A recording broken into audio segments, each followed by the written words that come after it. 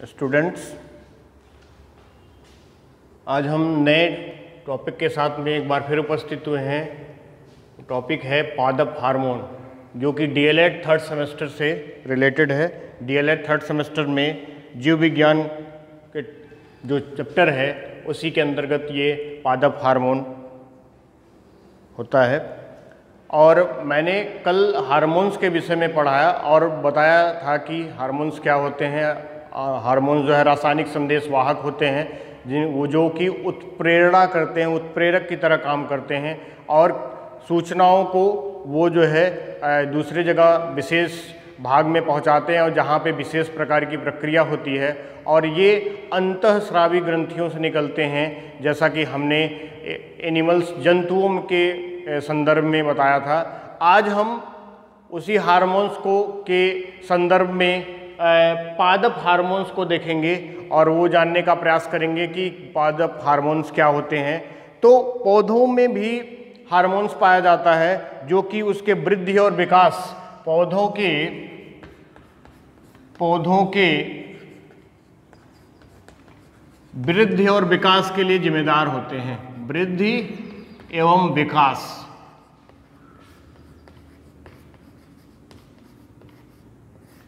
वृद्धि और विकास के लिए ये जिम्मेदार होते हैं, या ये कह सकते हैं कि ये उसी के माध्यम से जो है ये वृद्धि और विकास होता है। तो ये जो पादप हार्मोन होते हैं ये कुछ विशिष्ट प्रकार के रासायनिक पदार्थ होते हैं, कुछ विशिष्ट रसायन होते हैं, रसायन के रूप में होते हैं, जिसको जो है हम पादप हार्मोन या ग्रोथ हार्मोन्स कह सकते हैं, ग्रोथ रेगुलेटर्स, पादप वृद्धि नियामक, पादप हार्मोन्स या वृद्धि नियामक। नियामक का मतलब रेगुलेटर, नियामक मतलब जो नियंत्रित करता हो, जो पूरी प्रक्रिया को नियंत्रित करता हो। तो क्या कर रहा है? वृद्धि और विकास कर रहा है। क्या है? विशिष्ट प्रकार का क्या रसायन है, रासायनिक यौगिक है, जो कि पादप हार्मोन्स बोला जाता है या फिर वृद्धि नियामक, जिसको अंग्रेजी में ग्रोथ रेगुलेटर्स बोलते हैं, जिनके माध्यम से ये प्रक्रियाओं का संचालन किया जाता है। पादप हार्मोन्स विशेष रूप से विभज्योतक कोशिकाओं में, जो विभज्योतक कोशिकाएं क्या होती हैं, जहां से पौधे जो है पूरे जीवन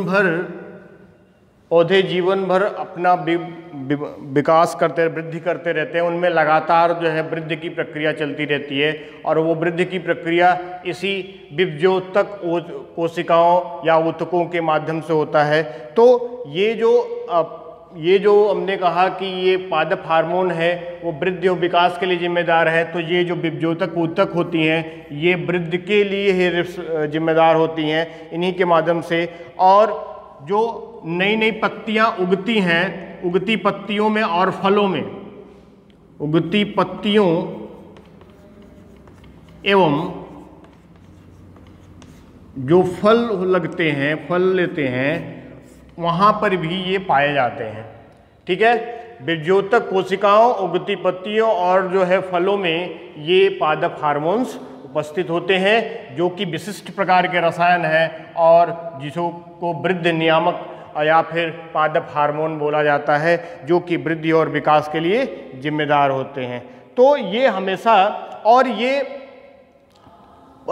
जो पौधा होता है उसके, अब आप सोच रहे होंगे कि पौधे के एक कुछ विशेष भागों में पाए जाते हैं। तो जो संवहन ऊतक होते हैं, आप संवहन ऊतक के बारे में जानते होंगे। संवहन ऊतक, जिसको वस्कुलर बंडल अंग्रेजी में बोला जाता है, वह संवहन ऊतक, जो कि जाइलम और फ्लोएम नाम आता है, जाइलम और फ्लोएम। लेकिन हम आपको बता दें इसका स्थानांतरण इस फ्लोएम से होता है, जो कि हमारे प्लांट में पाया जाता है, प्लांट पार्ट्स में भाग में पाया जाता है फ्लोएम।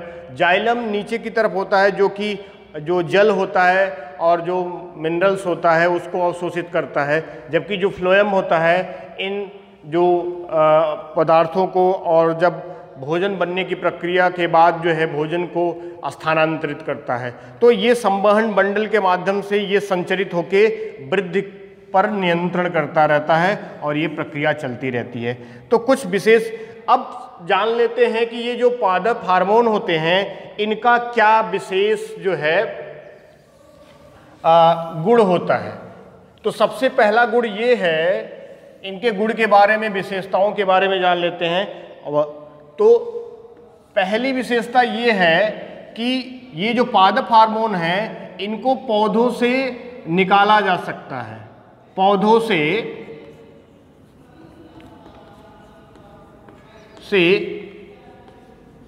निकाल सकते हैं हम।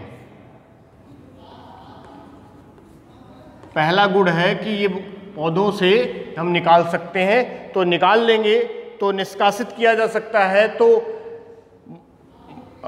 आसानी तरीके से हमें पादप हार्मोन जो है बनाने में या पादप हार्मोन प्राप्त करने में मदद होगी। दूसरा है ये जो विभजोतक ऊतक की बात की गई है, तो विभजोतक जो ऊतक होते हैं ये जड़, तना और कलिका, जड़, तना एवं कलिका, जहां जो शीर्षस्थ विभजोतक जो ऊतक होते हैं वो क्या होते हैं, वहां पे बनते हैं। और तो ये जड़, तना एवं कलिका, अभी हमने इसके पहले बताया कि ये जो विभजोतक ऊतक में ही ये सब पाए जाते हैं। और फ्लोएम की मदद से, फ्लोएम जो कि संवहन बंडल है, ऊतक है, मदद से वो पूरे बॉडी में संचरित होते रहे। आप किसी विशेष जो प्लांट का जो पार्ट है, बॉडी भाग है, वहाँ पे संचरित होता रहता है। ये अब तीसरा गुण ये है कि ये पौधे के सभी भाग में पहुँच के उसको नियंत्रित करते हैं। पौधे के सभी भाग में पहुंचकर उसको क्या करते हैं, भाग में पहुंचकर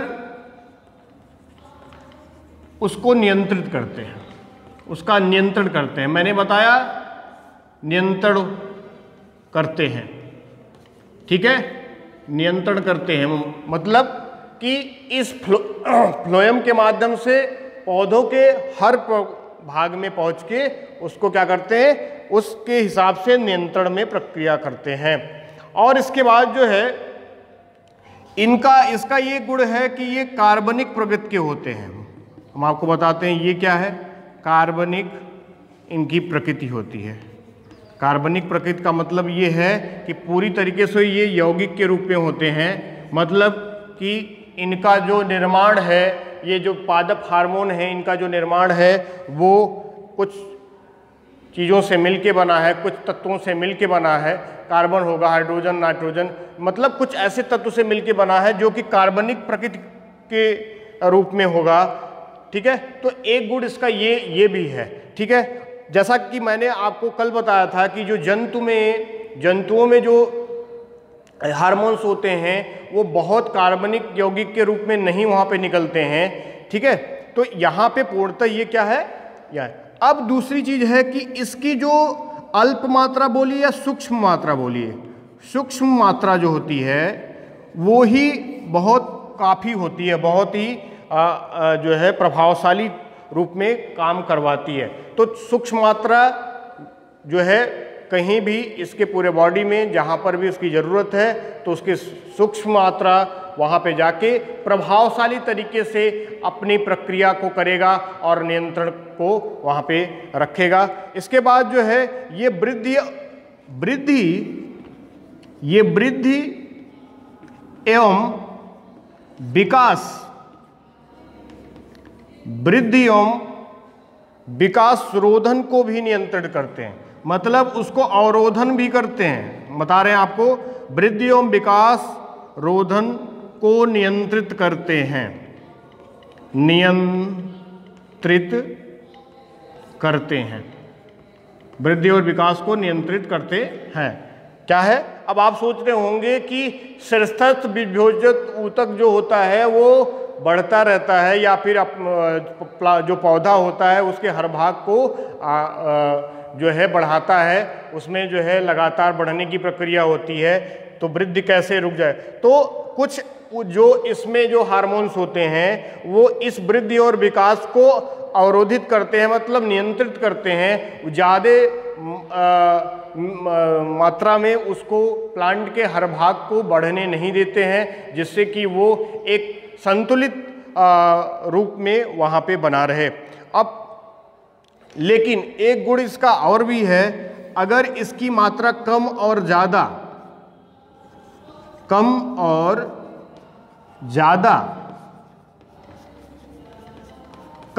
ज़्यादा मात्रा, जैसा मैंने कल भी बताया कि जैसे कि मनुष्य में, जंतुओं में अगर ये हार्मोन्स जो है अगर ज़्यादा कम हो जाए तो वहाँ पे कार्यात्मक डिजीज हो जाता है, रोग हो जाता है। उसी प्रकार से प्लांट में भी अगर ये कम और ज़्यादा हो जाए तो कम और ज़्यादा हो जाएगा, तो इसका क्या होगा? उल्टा प्रभाव होने लगेगा, उल्टा प्रभाव होगा। मतलब जिस कार्य के लिए ये होता है उसके विपरीत कार्य करने लगेगा और वो प्रक्रिया को प्रक्रिया जो है वो हमारी बिगड़ जाएगी, और प्लांट का जो ग्रोथ होगा, प्लांट का जो वृद्धि होगा, विकास होगा, और जो है उसका जो फैलाव होगा वो पूरी तरीके से रुक जाएगा। या फिर तो इस प्रकार से हम आगे बढ़ते हैं। तो ये था कि कुछ विशेषताएं जो कि पौधों में होती हैं। मैंने कहा कि पौधों को में से ये अच्छे तरीके से क्यों निकाल लिया जा सकता है, एक्सट्रैक्ट अंग्रेजी में बोलते हैं, वहाँ से इसको निकाल के इसका यूज बाहर किया जा सकता है। जड़, तना, कलिका में जहाँ से जो है पौधे विशेषकर बढ़ते हैं वहाँ पे विभ्योतक ऊतक होते हैं, शीर्षस्थ में होते हैं, और फ्लोएम के माध्यम से पूरे बॉडी पार्ट्स में पहुँचते हैं। पौधों के सभी भाग में पहुँचकर ये पूरी तरीके से उसको नियंत्रित करते हैं। और इसका जो यौगिक है, जो हार्मोन्स है, इसका जो निर्माण है वो पूरी तरीके से कार्बनिक रूप में है, मतलब कि पूरा एक दूसरे से मिलके ये अच्छे से बना है। इसकी सूक्ष्म मात्रा ही बहुत काफ़ी होती है, थोड़ा सा ही जो अमाउंट होता है, मात्रा है, वो पहुँच के पूरे प्रक्रिया को नियंत्रित करती है। वृद्धि और विकास के अवरोध को भी ये नियंत्रित करता है कि अगर ये लगातार अवस्था में बढ़ती जा रही है तो एक समय पे जाके कुछ हार्मोन्स वहाँ से निकलेंगे जो उसको रोक देंगे। और फिर लास्ट में मैंने एक बोला कि इसकी जो मात्रा अगर कम और ज़्यादा होगी तो इसका विपरीत प्रभाव भी पड़ेगा। तो ये था विशेषताएं। अब हम चलते हैं कि ये कितने प्रकार का होता है। कुछ प्रकार से ऑक्सिन है, जिबरेलिन है ना, ये सब हार्मोन्स होते हैं जो कि पौधों को हमेशा वृद्धि और विकास को उसके अलावा प्रक्रियाओं को नियंत्रित करती है। तो हम देखते हैं पादप हार्मोन्स के प्रकार। हार्मोन्स के प्रकार। अब ये कितने प्रकार का होता है? कुछ प्रकार से हम जानते हैं। सबसे पहले क्या होता है, पहले हम पढ़ते हैं ऑक्सिन। ऑक्सिन अंग्रेजी में इसको बोलते हैं ऑक्सिन्स। ये आधारभूत में क्या काम करता होगा? प्लांट के अंतर्गत जो ऑक्सिन होता है एक विशेष प्रकार का जो है क्या है, हार्मोन्स है, जो कि दीर्घीकरण की प्रक्रिया के लिए जिम्मेदार है। दीर्घीकरण करता है, मतलब दीर्घीकरण मतलब इलॉन्गेशन का मतलब लंबा करेगा। इलॉन्गेशन, अंग्रेजी में इलॉन्गेशन बोलते हैं इसको। दीर्घीकरण की प्रक्रिया के लिए जिम्मेदार होता है। इसके माध्यम से दीर्घीकरण मतलब मैंने क्या कहा, ये संदेशवाहक है तो जहां पे विभज्योतक ऊतक होगा उसको क्या करेगा, उत्प्रेरित करेगा और उत्प्रेरित करके जो है उस प्लांट को बढ़ाएगा। Indole acetic acid, indole acetic acid जो होता है ये इसका रासायनिक संगठन है, मतलब कि ये जो ऑक्सीन होता है इसमें इंडोल एसिटिक एसिड जो है मुख्य होता है। और मैंने कहा कि ये दीर्घीकरण की प्रक्रिया को क्या करते हैं, प्रेरित करते हैं और इसके अलावा जो है और भी कुछ प्रक्रियाएं होती हैं। तो आपने देखा कि ये दीर्घीकरण होता है। उसी प्रकार से दूसरा हम देखते हैं, एक होता है जिबरलिन,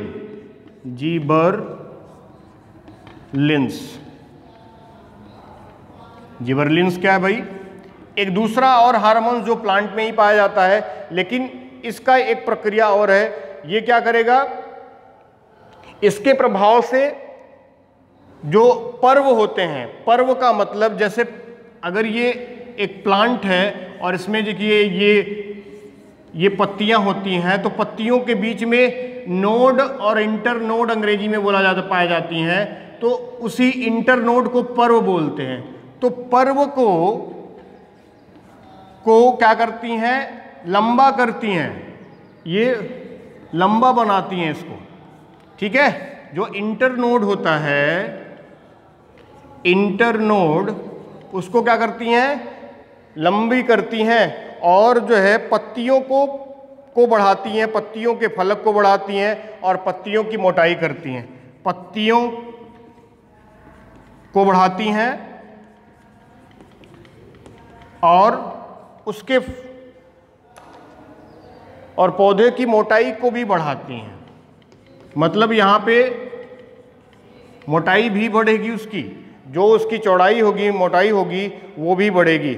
ये पुष्प और फलों मतलब फूल जो और फल होते हैं उनको भी उत्प्रेरित करने का काम करते हैं। ये इसके द्वारा द्विवर्षी जो पौधे होते हैं वो एक वर्षीय हो जाते हैं। तो इस हार्मोन्स का ऐसा प्रभाव है। तो बेसिक रूप में आपने जाना कि जो जिबरलिन होता है उसका भी काम जो है लंबा करना होता है, मतलब ये भी एक प्रकार का इलॉन्गेशन, दीर्घीकरण की प्रक्रिया ही है। अब तीसरा चलते हैं, साइटोकाइनिन,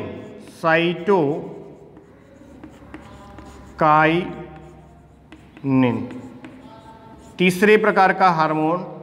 अब ये साइटोकाइनिन क्या करता है, ये सबसे पहले ईस्ट से निकाला गया था। ईस्ट क्या होती है, ठीक है, ईस्ट से निकाला गया और उसके बाद ये जो है मक्का के बीज से, मक्का आप जानते हैं, मक्के के बीज से और जो है नारियल से भी निकाला गया।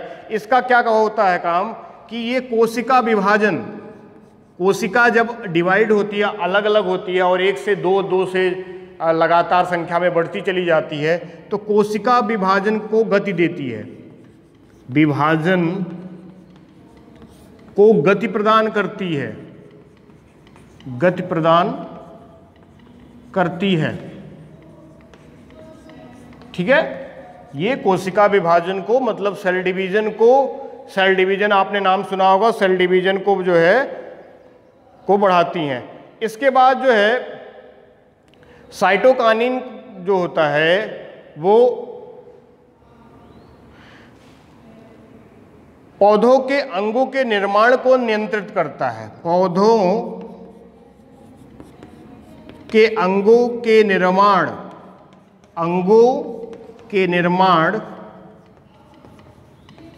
को नियंत्रित करता है। मतलब ये कुछ मुख्य जो है इसके जो कार्य होते हैं वो करता है। तो बेसिक जो है वो कोशिका विभाजन है जिससे कि इलॉन्गेशन होगा। तो आपने देखा कि ऑक्सिन, जिबरलिन और साइटोकाइनिन की जो प्रक्रियाएं हैं वो लगातार इसके वृद्धि और विकास में सहयोग कर रही हैं, इलॉन्गेशन कर रही हैं, दीर्घीकरण कर रही हैं, मोटाई बढ़ा रही हैं, सेल डिवीजन करवा रही हैं, अंगों के निर्माण कर रही हैं और इसके रूट्स को कर रही हैं। तो इस प्रकार से इसका एक नाम है साइटोकाइनिन, उसको कैलिन्स भी बोलते हैं, कैलिन्स भी बोलते हैं। और ये जो कैलिन्स होता है वो भी कई प्रकार का है, 3 प्रकार के होते हैं कैलिन्स। हम यहाँ पे आपको बताते हैं। ये जो कैलिन्स होते हैं वो 3 प्रकार के होते हैं। तो 3 प्रकार में एक होता है राइजोकैलिन्स, राइजोकैलिन,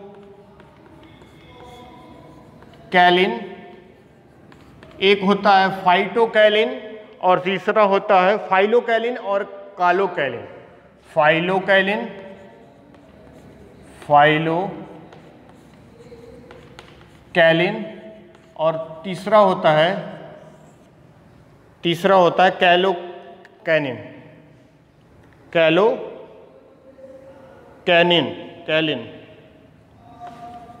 कैलोकैनिन।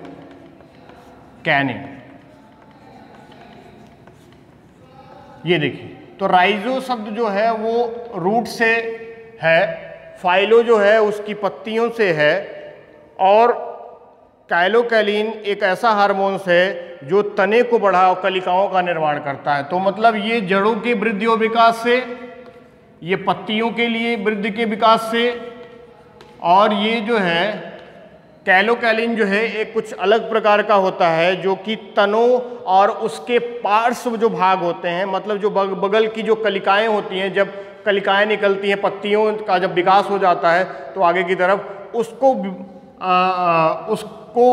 नियंत्रित करती हैं। तो राइजो, फाइलो एंड कैलोकैनिन ये साइटोकैनिन या जो कैलिन्स बोला जाता है उसके प्रकार हैं। अब यहाँ पे इसके अलावा भी बहुत सारे हार्मोन्स होते हैं, जैसे फ्लोरिजेन होते हैं। तो फ्लोरिजेन का काम क्या है? नेक्स्ट जो हार्मोन है वो फ्लोरिजेन है। फ्लोरिजेंस जो होते हैं, जो फूल होते हैं, फूलों को खिलने में मदद करते हैं। फूलों को खिलने में, जब फूल जो है, जब कलिकाएं होती हैं और धीरे धीरे जब फूल खिलते हैं तो ये जो हार्मोन्स होता है फ्लोरिजेन, मतलब फ्लावर होता है तो उसी से बना है, फ्लोरिजेंस होते हैं और फूलों को खिलने में मदद करते हैं। और इसके अलावा कुछ ऐसे भी एक और हार्मोन्स है जो कि एब्सेसिक एसिड, ABA बोलते हैं, एब्सेसिक एसिड होता है। एब्सेसिक एसिड जो एक विशेष प्रकार का हार्मोन है, और ये विशेष रूप से जो है पौधों के विकास प्रक्रियाओं में कार्य करता है, और जो है ये तने की वृद्धि को मंद करता है। तो मतलब ABA, एब्सेसिक एसिड जो होता है,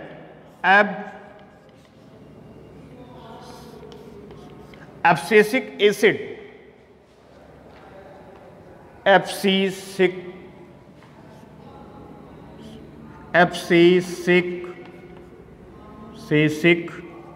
एसिड, ये एब्सेसिक एसिड है। इसका काम तनों की जो वृद्धि होती है वो उसको क्या करता है? नियंत्रित करता है।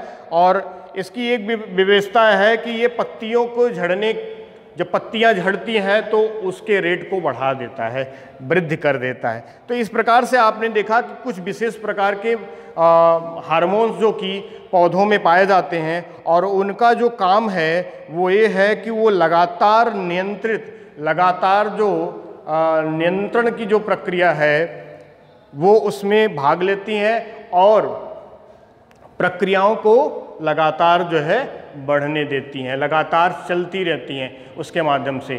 तो आपने देखा ऑक्सीन, तो जैसे कि कुछ हार्मोन्स जो होते हैं वो वृद्धि और विकास को बढ़ाने के लिए उत्प्रेरित करते हैं, और कुछ जो होते हैं वो उसको कम करते हैं। तो ये देखिए ऑक्सीन, जिबरलिन, साइटोकाइनिन जो कैलिन्स होते हैं, ये विशेषकर वो हार्मोन्स हैं, पादप हार्मोन्स हैं पौधों के लिए, जो कि लगातार उनके हर अलग अलग पार्ट और प्रक्रियाओं को इनिशिएट करते हैं, प्रारंभ करके उनके दर को, उनकी चीज़ों को नियंत्रित रखते हुए बढ़ाते चले जाते हैं, और वो उनकी वृद्धि होती चली जाती है, और बाद में वो उनका विकास होगा, और वो लगातार जो है जैसे कि विभ्योतक ऊतकों के माध्यम से उनका लगातार विकास होगा, और उसमें वो नए नए पत्तियों को, फलों को और फूलों को जो है वहाँ पे बढ़ाते चले जाएंगे, और इस प्रकार से ये पूरे।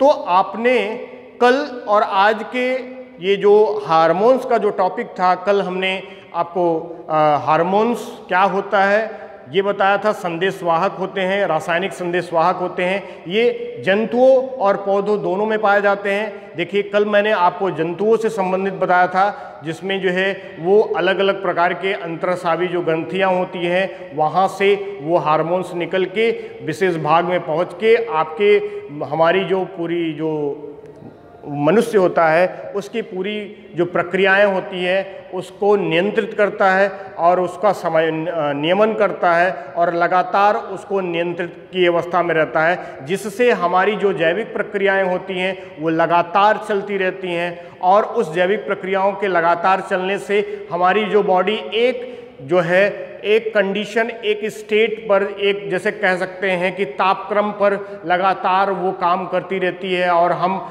हमारे कह सकते हैं कि पूरी जैविक प्रक्रियाओं को अखंड बनाए रखती है और लगातार चलती रहती है, जिससे कि हम जीवित रहते हैं। ठीक उसी प्रकार से जो प्लांट होते हैं उनमें ये जो हार्मोन्स होते हैं वो देखिए इनके उस जो चूंकि प्लांट में पौधों में क्या हो रहा है, वृद्धि और विकास हो रहा है लगातार, तो वो भी यहाँ पर भी वो क्या कर रहे हैं, ये पौधों के जो जैविक प्रक्रियाएं हैं उनका नियमन नियंत्रण और जो है वहाँ पे क्रियान्वयन कर रहे हैं, जिसके माध्यम से ये हमेशा लगातार पौधों की वृद्धि और विकास से जुड़ी हुई चीज़ों को जो है प्रदर्शित करते हैं।